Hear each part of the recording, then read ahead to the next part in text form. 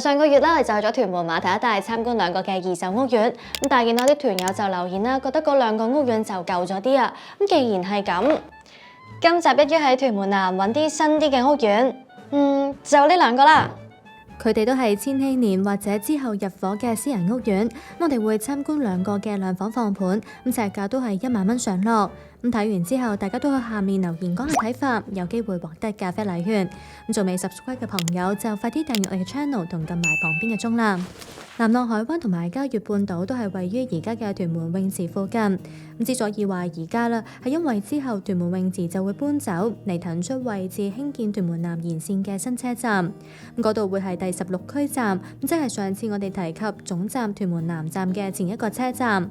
同我哋今集參觀嘅兩個屋苑只係相隔一條馬路。根據 Google Map 啦，步行大概7至到9分鐘到就可以到噶啦。其實呢一帶嘅私人屋苑喺屯門南嚟講，樓齡都係比較新。除咗惠豐園喺90年代入伙之外啦，其餘都係00後。其中裕海灣更加係喺大概3年前先入伙。始終係近年落成，所以裕海灣嘅戶型選擇亦都多元化啲，涵蓋開放式至到3房套，就面積由254尺至到731尺不等。不過全盤都係開放式廚房設計嚟㗎。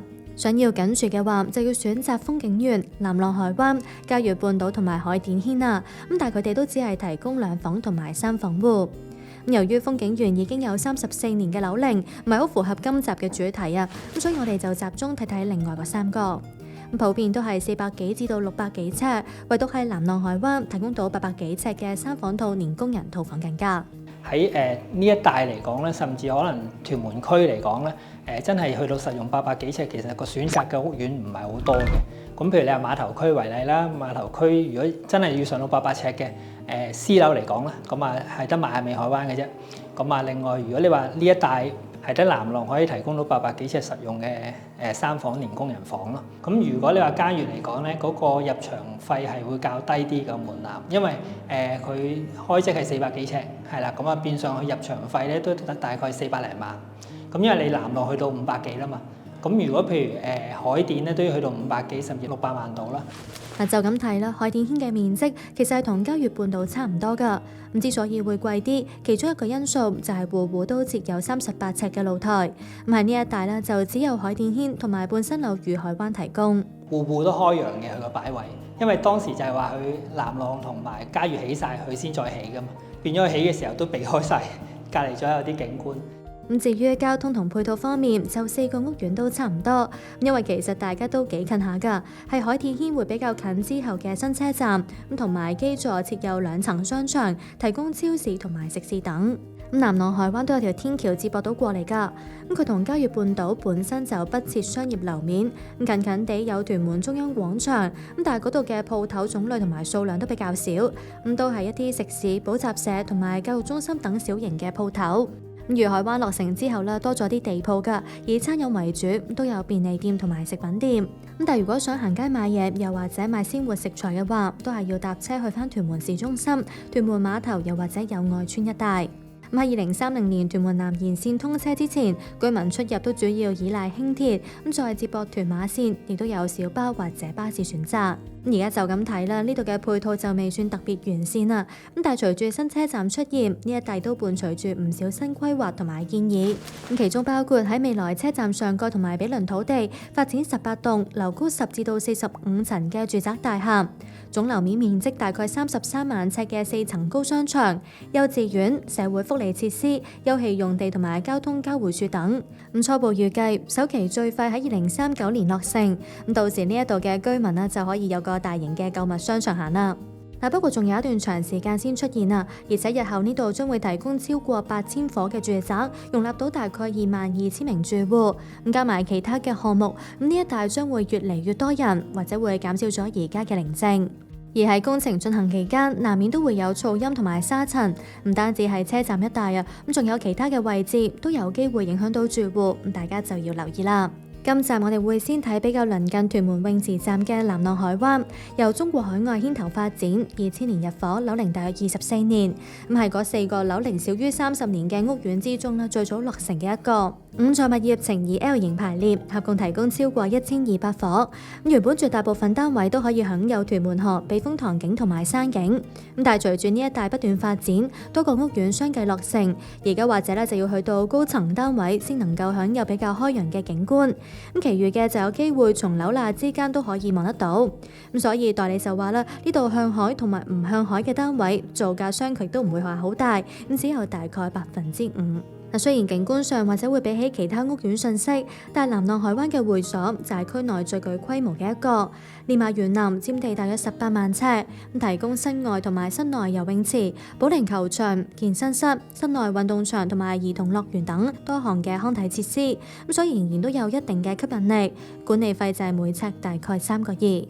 既然講起配套，我哋都睇埋車位。屋苑提供大概250個嘅私家車車位，不設時租，比例算係偏少㗎，平均要每5戶爭一個車位。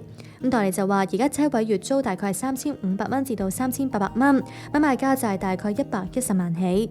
南浪海灣主打2房戶，所以我哋今次亦都睇一個2房放盤，嚟自第3座，呢度1層有8伙，共用3部電梯，各座嘅設計都係差唔多嘅。放盤係一個低層 B 室，實用面積547尺，業主而家叫價580萬，位上嚟尺價係大概1萬蚊。先入屋參觀，返嚟再分析市況。一入嚟會先有條玄關走廊，前少少嘅位置可以放到一個鞋櫃，因為喺大門隔離已經係廚房嘅入口，所以成個玄關望上去啦都唔會話覺得好窄。我哋先睇睇個廚房啦，見到咧其實佢個開積咧就唔係咁規則㗎，不過面積就唔細啊，可以做到3邊嘅工作台面啦。其實呢個廚房咧就相連咗個大概10幾尺嘅儲物室啦。見到其實而家業主就將佢咧就變咗做工人房嘅，入邊咧其實都有窗可以做到通風。咁樣嘅設計就唔係所有2房都係㗎，而如果想有埋工人套廁嘅話，就要去到最大，亦即係800幾尺嘅3房套單位先有啦。出到嚟咧就會係長直型嘅客飯廳啦，見到兩廳佈局都幾分明㗎。喺飯廳呢邊咧就做咗一組曲尺型嘅大櫃喺度，都擺到唔少嘢。業主咧就將嗰個飯台咧就擺咗喺中間嘅呢個位置。不過其實呢度都夠闊㗎，飯台係有條件放返去櫃嘅一邊，令到動線更加流暢。業主喺2014年買入單位之後就一直自住，去到今年6月先放盤。雖然附設咗裝修啦，但係見到都有好明顯嘅使用痕跡。下手買家都要預留翻多少少錢嚟做裝修啊。其實喺呢組櫃後邊係有一隻對流窗㗎，如果係我重新裝修嘅話，就未必會遮咗佢啦。客廳擺完梳化同埋電視櫃之後，中間都仲有空間可以放到一張茶几。其實南浪海灣嘅2房戶大致分咗2款開積，我哋睇緊嘅呢一款算係比較實用同埋容易擺家私，因為另一款呢廳區係呈以鑽石型，客廳會有一幅大斜牆。南浪海灣所有嘅單位都係採用弧形落地玻璃嘅設計，可以擴闊景觀角度。呢個單位就向西北，本來係可以享有開揚嘅屯門河景同埋山景。但係政府喺幾年前呢就將前面嘅用地改劃，興建咗居屋兆翠苑，同南浪海灣都幾近下㗎，只係相隔咗一條馬路。2棟大廈平排而建，放盤就俾 A 座遮擋咗大部分嘅視線。好在喺樓罅中間都仍然望到一啲河景同埋山景，亦都透入到光線，所以單位都未至於好暗。但係可能之後嘅買家就要將而家嘅梳化同埋電視櫃位置對調，先能夠享有比較遠嘅視野。2間房同埋浴室沿住走廊入，我哋先睇睇近廳房。呢間房咧就大概50尺度啦，一見到個設計咧就知道係小朋友嘅房間嚟㗎啦。因為咧見到屋主咧都係訂做晒家私啦，而且冇一大組嘅衣櫃喺度，又將房門啦轉咗做趟門啦，所以見到中間嗰個活動空間咧就幾多下。房間四四正正有窗台，雖然呢度同客廳同向，但佢就比較接近 A 座，所以絕大部分嘅景觀都被遮擋，採光亦都一般。細房對面係浴室，面積中等，有足夠嘅收納空間，亦都有窗通風，就喺旗杆入面。我哋最後睇埋間主人房啦，見到其實一入到嚟啦，呢度已經有隻細窗喺度，咁就可以咧同呢邊窗啦做到對流通風嘅效果啦。咁同啱啱嘅房間一樣，呢度都做咗唔少嘅入場家私喺度。呢邊咧就會擺衣櫃啦，另外呢度咧就擺咗張雙人床。房間有80幾尺，見到好特別㗎，窗台呈以圓拱形，但係就變相張床啦，唔能夠完全騎到去窗台嗰邊，令到房間有多啲嘅走動空間。另外佢喺中間亦都有個弧位㗎，聽代理講，有啲業主就會做櫃嚟拉平翻，亦都有啲會將窗台變成梳妝台，嗰個空位咧啱啱好就放到對腳落去啊。嚟到呢一間房，兆翠苑 A 座就喺正對面。咁雖然就未至於正望單位啦，咁但都可能要拉翻堂紗簾保障私隱。咁大廈兩邊可以透入到光線，咁其中一邊亦都能夠遠望到少少河景㗎。不過見到窗就有啲老化問題，下手買家都需要更換。業主而家以580萬放盤，咁假設最終成功以呢一口價賣出，以佢當年嘅買入價395萬嚟去計，帳面係可以賺到大概185萬。持貨大約10年，單位升值近47%，咁大幅跑贏大市近7%嘅升幅啊！咁如果入場兩房就係520萬啦，冇樓睇嘅，有租客住緊，所以價錢都平啲。咁啊，其餘跟住就上到去有個低層嘅就係去到560度啦。咁跟住就去到呢一個㗎啦。而家呢個放盤咧，叫價就580萬啦，業主。咁啊，叫價就屬於中等啦，係甚至叫做偏低少少嘅。因為如果你話再上咧，其實有啲業主都嗌緊600以上嘅。即係點解個心態咁強咧？就係一來就個市場氣氛啦，咁二來因為始終有個鐵路效應喺度，咁所以佢哋覺得就佢哋呢個屋苑都係優質嚟講咧，就所以個價錢咧就都唔會話即係特別好平去賣，或者都係甚至係較為進取啲嘅。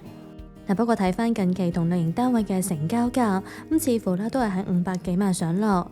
一座一個實用面積530尺，望內園同埋嘉悅半島嘅單位，啱啱就以528萬易手，咁尺價係9900幾蚊，咁放盤叫價高大概6%。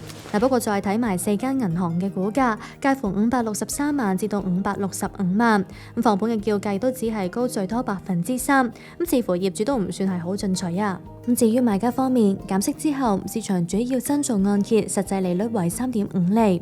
咁假設以叫價580萬嚟去計，即係近90%按揭嘅話，每供款係大概24000蚊，月入要求就係48800幾蚊。如果係買嚟投資，睇翻我哋28 House 近3個月嘅市值尺租，由大概26蚊至到31蚊不等。咁假設以最低尺租大概26蚊嚟去推算，咁單位月租有大概14222蚊。喺未扣除管理費之前，租金回報率大概係2.9厘，略低過一般中小型單位大概3.1厘嘅水平。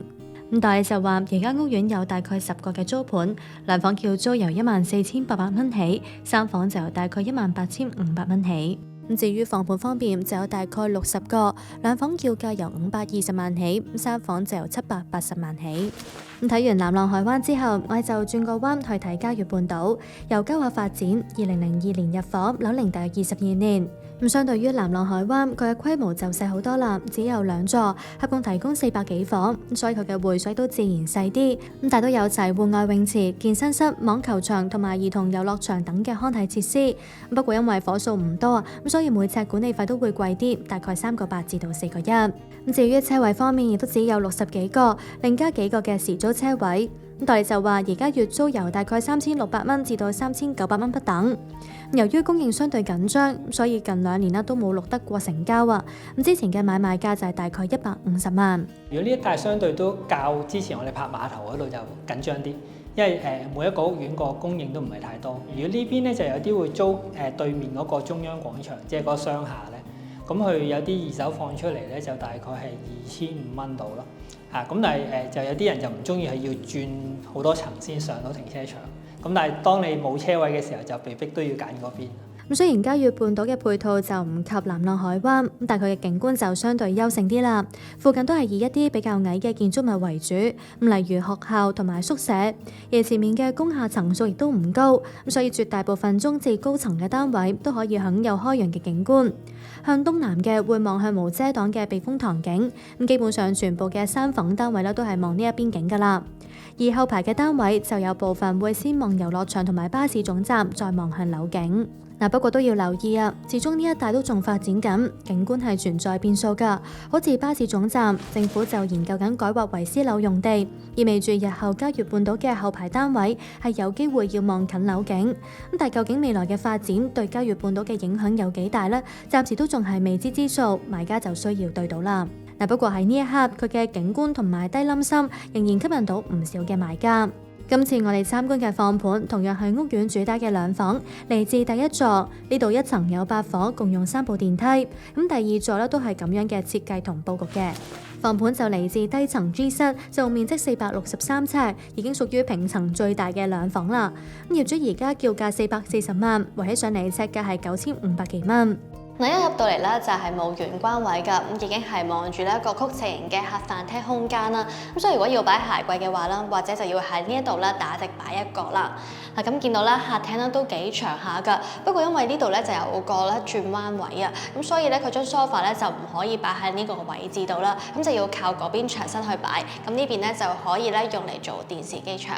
嗱，不過其實呢度咁長啦，係可以畫少少出嚟做玄關區，之後梳化就放喺前邊，有兩個分區之餘咧，又可以縮窄梳化同埋電視之間嘅距離。呢度係有窗台㗎，亦都幾深，可以用嚟擺下嘢，甚至改嚟坐下都得。單位向西北，雖然位處低層啦，不過因為望出去係停車場，加埋南浪海灣嘅網球場，同其他樓有一定距離，所以感覺都唔會話好壓迫，亦都冇影響到採光。轉過嚟飯廳呢一邊都唔細㗎，擺多張4至6人嘅餐台。嗱，呢邊都有隻唔細嘅窗，同客廳做到對流。嗱，不過就係典型嗰種對住天井正望隔離單位，咁所以最好咧都係加翻堂窗簾保障下私隱。嗱，過嚟廚房睇睇啦，咁見到咧佢嗰個開積咧比起啱啱嗰個南浪海灣咧就四正好多啦，咁而且都唔細㗎。咁呢邊其實咧係有條件咧可以再做多張工作台面喺度。單位附設咗裝修，不過見到都有好明顯嘅使用痕跡。咁除咗廚房之外咧，浴室更加係保留咗近乎原裝嘅設計，咁所以買家都最好預留翻一筆錢嚟做裝修。浴室面積中等係名次嚟㗎，咁但係如果做翻個深啲嘅洗面盆櫃啦，就唔可以好似而家咁坐廁兩邊有少少鬆動位啦。浴室同兩間房都係沿住走廊入，細房就喺浴室嘅對面，有大概50幾尺，四正正，家私擺位都冇難度。嗱，無論係客廳啦，抑或係兩間睡房啦，咁都係向西北㗎，咁所以佢哋望出去嘅景咧都係差唔多啦。咁但係見到啦，譬如好似我哋而家咧係晏晝嘅時間啦，個陽光咧都係非常之充足。咁雖然主人房喺大廈佈局上邊係向後褪咗啊，不過因為佢喺單邊，旁邊就係南浪海灣嘅平台會所，咁所以都冇話好影響到房間嘅採光。嗱，主人房咧就大概70幾尺度啦，咁佈局都相對容易㗎。咁靠呢邊牆身咧就可以擺一大組嘅衣櫃啦。咁另外雙人床就擺喺呢一個嘅位置，咁床尾其實都仲有啲空間㗎，咁可以利用窗台咧嚟做書台，咁又或者即係留空佢都冇問題。今次我哋睇嘅房盤就特別啲啦，業主係投資者嚟㗎。今年3月以大概457萬買入單位，第2個月就已經放盤㗎啦。最初叫價500萬，但經過咗大概8個月之後啦，而家就調整去到440萬。咁如果最終係能夠以呢一口價賣出，業主帳面就蝕大概17萬。咁雖然單位喺期內就要貶值近4%啦，咁但係大市同期係下跌咗大概5%。嗱，不過業主最後係咪能夠真係只係有呢一個蝕幅呢？都要睇最終嘅成交價㗎。咁先睇睇近期同類型單位嘅成交。11月底嘅時候，預咗一個實用面積435尺嘅單位，就以435萬易手，尺價係大概1萬蚊，業主嘅叫價係低近5%。嗱，不過嗰個成交單位咧就位處中層，而且會望向遊樂場方向，咁所以成交價就會比起放盤高，亦都算係合理。咁雖然業主嘅叫價唔進取，咁但係銀行估價就再保守啲啦，咁介乎410萬至到428萬，咁放盤嘅叫價高大概3%至到7%。咁如果業主係急住放嘅話啦，或者就需要再調整一下叫價。呢一個單位個價錢咧，其實叫做都係比正常平少少啦。咁因為佢頭先講過啦，因為佢呢隻大嘅兩房咧，相對放盤冇咁多嘅，係啦。咁同埋如果你話要呢邊向海嗰啲兩房咧，佢個價錢個分別都較為大差嘢嘅。因為向海較為少放盤，咁如果一般都要個相距都有10%以上嘅，係啦，即係可能要去到500幾萬先揾到個向海嘅單位。咁如果買家唔議價，以叫價440萬嚟去計，借盡90%按揭嘅話，每供款係18200幾蚊，月入要求就大概37000蚊到。咁如果係買嚟投資，咁代理就話而家全盤唔多過10個租盤，兩房叫租由13000蚊起，三房就由大概18000蚊起。咁假設由兩房最低叫租13000蚊嚟推算放盤嘅租金回報率，喺未扣除管理費之前有大概3.5厘，略高過一般中小型單位大概3.2厘嘅水平。事實上睇翻我哋28 House 呢度嘅租務成交咧向來都唔活躍㗎，咁所以放盤或者能夠以比較高嘅租金水平租出。咁至於房款方面呢，就有大概30個，兩房要價由520萬起，三房就680萬起。嗱，今日睇嘅兩個屋苑啦，比起屯門碼頭咧就望唔到咁多嘅海景啦。咁但係咧佢嘅會所設施咧就相對新淨啲啦，同埋多啲啦。咁唔知道大家咧係對於景觀有追求多啲啊，定係還是配套設施咧？咁都可以下面留言話俾你知㗎。咁有機會獲得咖啡禮券。嗱，最後中意呢條片嘅朋友就記得 like 同埋 share 啦。